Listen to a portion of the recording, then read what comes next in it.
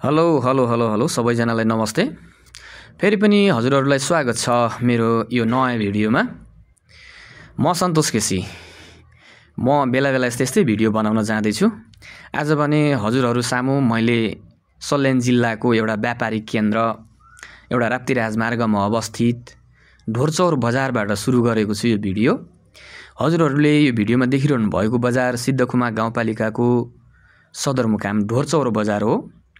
यो ढोरचौर बजार स्थानीय तहको निर्माण सँगसँगै यो बजारले पनि तीव्र रूपमा विकास भएको हामी देख्न सक्छौँ। हामी यो नजिकै देखिरहेको हाइवे राप्ती राजमार्ग हो। यहाँबाट दाङतिर जाने बाटो र रुकुमतिर जाने बाटो पनि छ। राप्ती राजमार्गको यो भूभाग श्रीनगरबाट 10 किलोमिटर उत्तरतर्फ रहेको छ। सिद्धकुमा गाउँपालिकामा अवस्थित यो बजार व्यापारिक हिसाबले सिद्धकुमाको ठुलो व्यापारिक केन्द्र पनि हो। यहाँबाट सल्ली बजार जाने बाटो पनि छ सल्यानको। सिद्धकुमा गाउँपालिकाको ढोरचौरबाट नजिकै एउटा उत्तरतर्फ मन्दिर देख्न सक्छौँ हामीले। हामी माथितिर उत्तरतर्फ अगाडि बढ्दा दाहिने साइडतिर यो मन्दिर पर्छ। बाटोको माथितिर र तलतिर सल्लेरीहरूको जङ्गलले ढाकेको यो राप्ती राजमार्गको मुनितिर शारदा नदी सललल बगिरहेको छ। शारदा नदीमा सल्यानको लौराबाङबाट सुरु हुँदै आएको चिसो पानी पनि हामी देख्न सक्छौँ। चिसो पानी सलल्ल बगिरहेको छ। समयले नेटो काट्दैछ। हामी बेलुकी पख करिब 5 बजेको समयमा अगाडि बढ्दैछौँ। राप्ती राजमार्गको यो अवस्थित ठाउँ, हामीले देखिरहेको यो ठाउँ चाक्लीघाटको नजिकैको ठाउँ हो। एकदमै सुन्दर खेतका फाँटहरू र बाटो छेउका फलामका पिल्लरहरू, फलामले अड्याएर बनाइएको सिमेन्टेड पिल्लरहरू पनि देखिन सक्छौँ। विद्यार्थीहरू घर फर्किने क्रममा छन्। बेलुकी पख समयले घामले डाँडो काट्दैछ। बाटो छेउतिर दुर्घटनाबाट बचाउनलाई बारहरू लगाइएको देख्न सक्छौँ हामीले। पाल्नोपट्टिको भाग शारदा नगरपालिका हो। यहाँनिर एउटा पिपल र एउटा बरको बोट पनि रोपिरहेको हामीले देखिरहेका छौँ।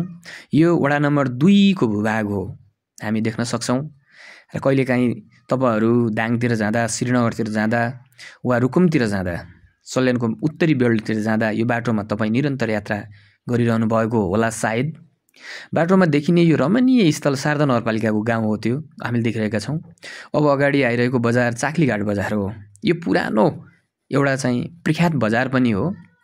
सडकको पहुँच हुनुभन्दा अगाडि श्रीनगरबाट माल्टा हुँदै चाक्लीघाट झरेर ओखरबोटमाथि कुमाको फेद हुँदै कुमा गाउँपालिका र दार्मा गाउँपालिकामा जाने यहाँनिरबाट बाटो पनि जान्छ। अहिले ट्याक्सीहरू पनि लागिरहेका छन् कुमा गाउँपालिका हुँदै। दार्माबाट आउने र माथि चोरपानीबाट आउने सर्टकटको लागि पनि यात्रुहरू यो बाटो हिँड्नुहुन्छ। व्यापारिक हिसाबले यो सिद्धकुमाको पनि एउटा प्रख्यात बजार नै हो, तर बजारको हिसाबले विकास त भएको छैन।